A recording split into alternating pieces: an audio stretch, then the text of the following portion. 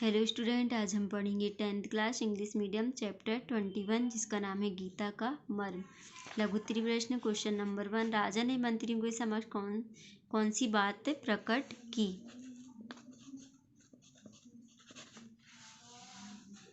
Answer देखेंगे। राजा ने मंत्रियों के समक्ष इच्छा प्रकट की कि मुझे श्रीमद् भागवत गीता का ज्ञान प्राप्त करना है। जो व्यक्ति मुझको पूर्ण रूप से गीता समझा देगा उसे मैं अपना आधा राज्य दे दूंगा। Question number 2। राजा की घोषणा सुनकर उनके पास कौन कौन आने लगे? आंसर देखेंगे। राजा की घोषणा सुनकर दूर दूर से विद्वान, पंडित और ज्ञानी जन राजा के पास गीता समझाने आने लगे। वे राजा को गीता का महात्म्य, श्लोक की व्याख्या आदि उदाहरण देकर समझाते थे। Question number 3। गोवर्ण राजा के पास क्यों आया था?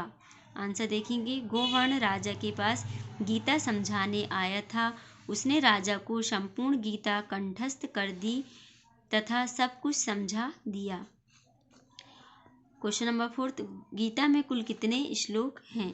आंसर देखेंगे। गीता में कुल 700 श्लोक हैं। Question number 5। राजा के मन में कौन सी कुटिलता समाई हुई थी? आंसर। राजा के मन में आधा राज्य न देने की कुटिलता समाई हुई थी। Question number 6। दूसरों को उपदेश देने का अधिकारी कौन हो सकता है? आंसर देखेंगे। दूसरों को उपदेश देने का वही अधिकारी है जो स्वयं उस पर आचरण करता हो। विद्या से हमें कौन कौन से गुण आते हैं? आंसर। विद्या से हमारे विचार शक्ति, देखने की शक्ति और मनन करने की शक्ति में बढ़ोतरी होती है। इससे विनम्रता, शालीनता, एकाग्रता तथा निष्काम आदि गुण आते हैं।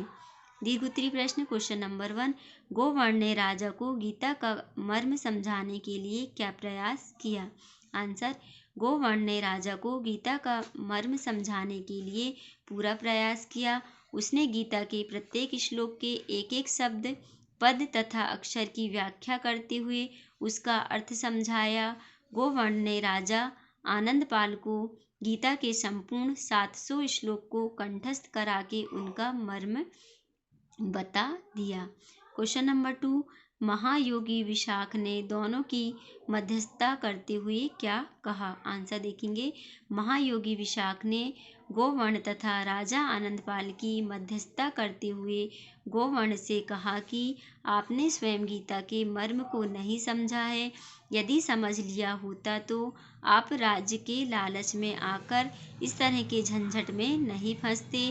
गीता का फल प्राप्त करने की इच्छा से कर्म करने की शिक्षा नहीं देती है, वह निष्काम कर्म करने की शिक्षा देती है।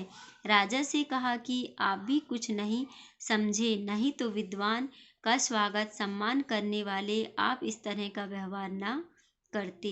Question number 3। अर्जुन ने इंद्र से अपनी विद्या का उपयोग किन किन के लिए करने को कहा था? आंसर। अर्जुन ने इंद्र से अपनी विद्या का उपयोग सत्य और न्याय की रक्षा के लिए कहा था। उन्होंने धनुर्विद्या, दुष्ट जनों को दबाने, असहायों की सहायता करने, नारी की रक्षा करने, कमजोरों को सबल बनाने और धर्म की रक्षा के लिए प्राप्त की थी। उन्होंने विजय, यश और राज का भोग करने के लिए धनुर्विद्या का ज्ञान प्राप्त नहीं किया था।